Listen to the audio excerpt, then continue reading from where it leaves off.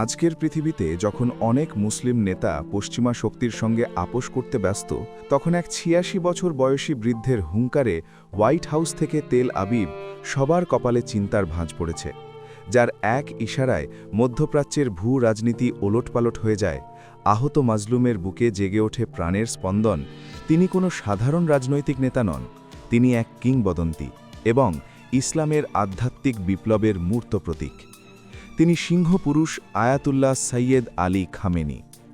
আজ যখন তার শহীদ হবার খবর ছড়িয়ে পড়েছে, তখন আমাদের জানতে হবে কে এই অকুতভয় মানুষটি, কেন তাকে আধুনিক বিশ্বের সবচেয়ে শক্তিশালী ইসলামী নেতা বলা হয়, কেন তাকে ঘিরে এত ভয় যুক্তরাষ্ট্র ও ইসরায়েলের।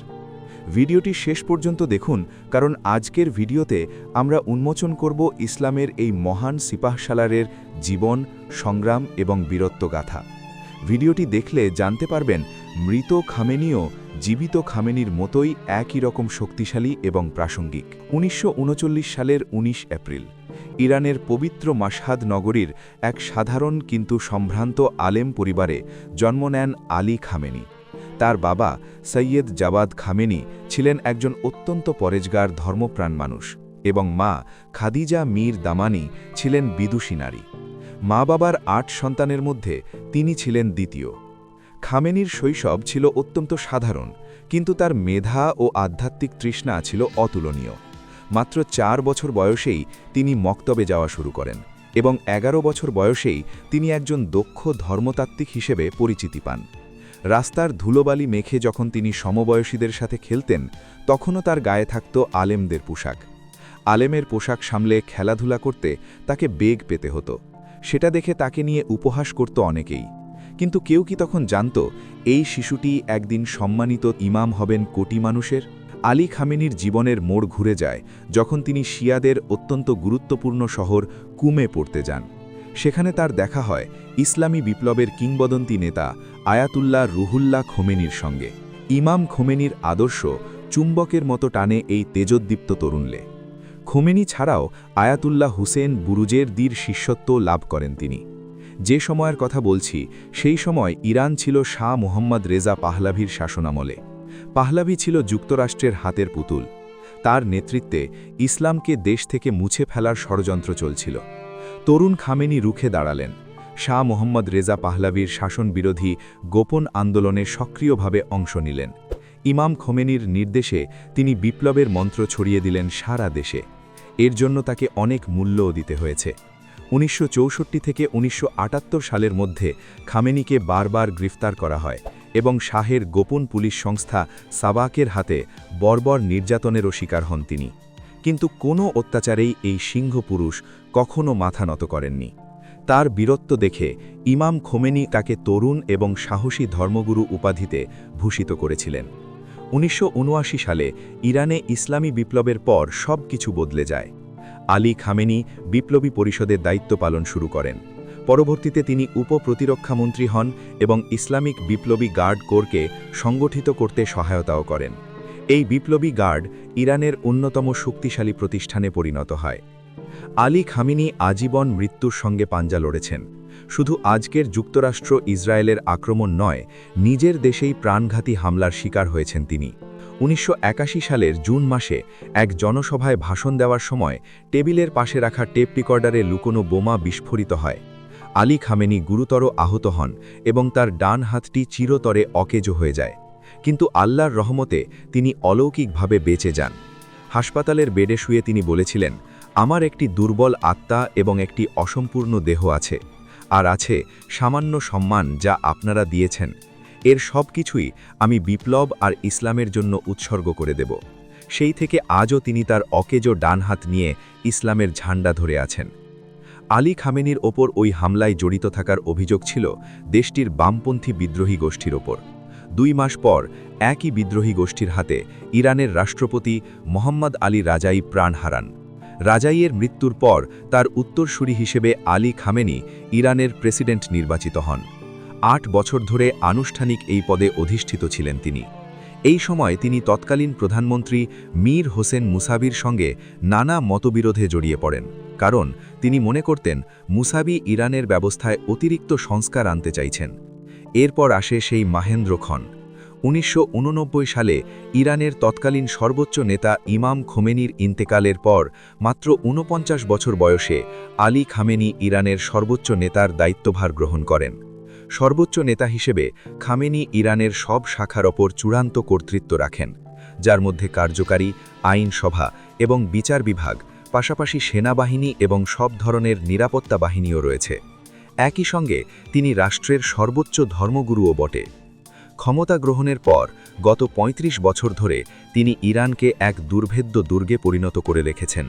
যুক্তরাষ্ট্র তার ওপর হাজারো নিষেধাজ্ঞা দিয়েছে, ইসরায়েল তার হুমকি দিয়েছে, কিন্তু খামেনি তার অবস্থানে অটল ছিলেন সবসময়। পশ্চিমা সাম্রাজ্যবাদী শক্তির চোখে চোখ রেখে জবাব দিয়েছেন তিনি। এর সাম্প্রতিক প্রমাণ পাওয়া যায় গত বছরের জুনে সংঘটিত ইরান-ইসরায়েল যুদ্ধের মাধ্যমে। ইসরায়েল ১২ দিনের এই যুদ্ধ শুরু করেছিল ইরানে হামলা করার মাধ্যমে, কিন্তু ইরান পাল্টা মিসাইল হামলা করলে ইসরায়েল লেজ গুটিয়ে পালাতে বাধ্য হয়। আয়াতুল্লাহ আলী খামেনি কেবল ইরানের সুপ্রিম লিডার নন, তিনি মজলুম ফিলিস্তিনিদের পক্ষেও এক বলিষ্ঠ শক্তি। আরব বিশ্বের বড় বড় নেতারা যেখানে যুক্তরাষ্ট্র ইসরায়েলের তোষামদি করতে ব্যস্ত, সেখানে আয়াতুল্লাহ খামেনি বহুবারই ইসরায়েল রাষ্ট্রকে ধ্বংস করার আহ্বান জানিয়েছেন। ২০১৮ সালে তিনি ইসরায়েলকে একটি ক্যান্সার আক্রান্ত টিউমার আখ্যা দিয়ে মধ্যপ্রাচ্য থেকে একে মুছে ফেলার হুঁশিয়ারি দিয়েছিলেন। তিনি প্রকাশ্যে হোলোকাস্ট বা ইহুদি তা আদেও ঘটেছিল কিনা তা নিয়েও সন্দেহ প্রকাশ করেছিলেন। ২০১৪ সালে তার টুইটার অ্যাকাউন্টে উদ্ধৃত একটি মেসেজে বলা হয়েছিল, হোলোকাস্ট এমন একটি ঘটনা যার বাস্তবতা নিয়ে অনিশ্চয়তা আছে, আর যদি ঘটেও থাকে সেটা কিভাবে ঘটেছিল তাও স্পষ্ট নয়।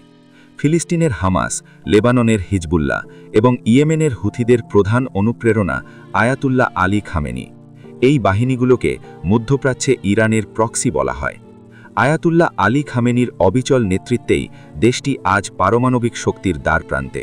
পশ্চিমা মিডিয়া তাকে স্বৈরশাসক বলে গালি দেয়, কিন্তু সমগ্র তৃতীয় বিশ্বের জনগণের কাছে তিনি এক দেবদূত।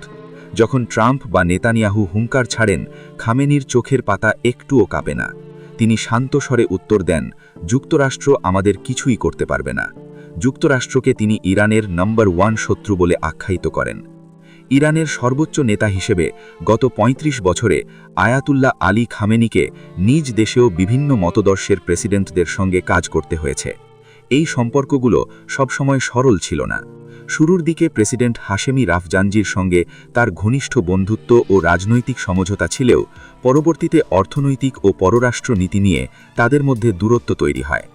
সংস্কারপন্থী প্রেসিডেন্ট মোহাম্মদ খাতামির লোভারনয় রাজনীতিক প্রচেষ্টাকে খামেনি অনেক ক্ষেত্রে কঠোরভাবে নিয়ন্ত্রণ করেন, যা উভয়ের মধ্যে এক ধরনের শীতল টানাপড়ন সৃষ্টি করেছিল।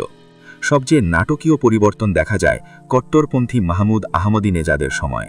শুরুতে খামেনি তাকে পূর্ণ সমর্থন দিলেও পরবর্তীতে আহমদিনেজাদ সরাসরি সর্বোচ্চ নেতার কর্তৃত্বকে চ্যালেঞ্জ করতে শুরু করলে তাদের সম্পর্কে ফাটল ধরে। এরপর মধ্যমপন্থী হাসান রুহানির আমলে পারমাণবিক চুক্তি সহ পশ্চিম বিশ্বের সঙ্গে সম্পর্কের প্রশ্নে খামেনি সতর্ক নমনীয়তা দেখালেও মনে প্রাণে কখনো পশ্চিমামুখী হওয়াকে সমর্থন করেননি। তবে প্রয়াত প্রেসিডেন্ট ইব্রাহিম রাইসির সঙ্গে তার সম্পর্ক ছিল সবচেয়ে অবিচ্ছেদ্য এবং আদর্শিক। রাইসিকে তার সুযোগ্য উত্তরসূরি এবং বিপ্লবী চেতনার বিশ্বস্ত প্রতিনিধি হিসেবে বিবেচনা করা হতো। মূল বিষয় হল, মতদৈর্শিক যাই থাকুক না কেন, রাষ্ট্রের চূড়ান্ত দৃষ্টিতে খামেনি সবসময় নিজের নিরঙ্কুশ কর্তৃত্ব বজায় রেখেছেন। কালো পাগড়ি পরিহিত ফর্সা এই লোকটির এত ক্ষমতা, এত প্রভাব, অথচ আলী খামেনির পরিবার জীবনের গল্প শুনলে আপনি অবাক হবেন। তিনি এখনও তেহরানের এক সাধারণ বাড়িতে থাকেন। রাষ্ট্রপ্রধান হয়েও তার খাদ্য তালিকা সাধারণ মানুষের মতোই। তিনি বাগান করতে ভালোবাসেন, কবিতা পড়তে ও লিখতে ভালোবাসেন। তার 4 ছেলে এবং 2 মেয়ে, যারা কোনো রাজকীয় সুবিধা ভোগ করে না, বরং পর্দার আড়ালে থেকে ইসলামের খেদমত করে। অথচ আমাদের দেশের অনেক ইউপি চেয়ারম্যানের ছেলেমেয়েরাই এর চেয়ে বেশি বিলাসবহুল জীবনযাপন করে। খামেনি এবং তার পরিবারের এই সরলতাই তাকে কোটি মানুষের প্রিয় নেতা করে তুলেছে। শত্রুরা চায় না এই নেতা থাকুন, কারণ তিনি থাকলে ইসরায়েলের বিনাশ অনিবার্য। তার বজ্রকণ্ঠই বাতিল শক্তি কাঁপিয়ে দেওয়ার জন্য যথেষ্ট। আর তাই তো তার প্রাণ কেড়ে নিতে পশ্চিমা সাম্রাজ্যবাদী শক্তির এমন কাপুরুষিকত হামলা। ইরানের supreme leader Ayatollah Ali Khamenei শহীদ হয়েছেন, এটি এখন মোটামুটি নিশ্চিত। তবে সত্যি কথা এটাই যে এই অকুতভয় সিংহপুরুষ শারীরিকভাবে উপস্থিত থাকুন কিংবা না থাকুন, তার জ্বালিয়ে দেওয়া বিপ্লবের অগ্নিশিখা আজ পুরো মধ্যপ্রাচ্যে ছড়িয়ে পড়েছে। যখন তিনি বেঁচে ছিলেন তবে তার একটি ইশারায় শত্রুর পতন নিশ্চিত করার জন্য যথেষ্ট ছিল। আর যদি তিনি তার রবের ডাকে সাড়া দিয়ে চলে গিয়ে থাকেন, তবে তার রেখে যাওয়া আদর্শ এবং সংগ্রামের পথ অনুসরণ করবে লাখো বিপ্লবী। খামেনির মৃত্যু কেবল একটি সংবাদের শিরোনাম নয়, বরং এটি একটি যুগের পরিবর্তন, যার অভাব মাজলুম মানুষেরা প্রতি মুহূর্তে অনুভব করবে।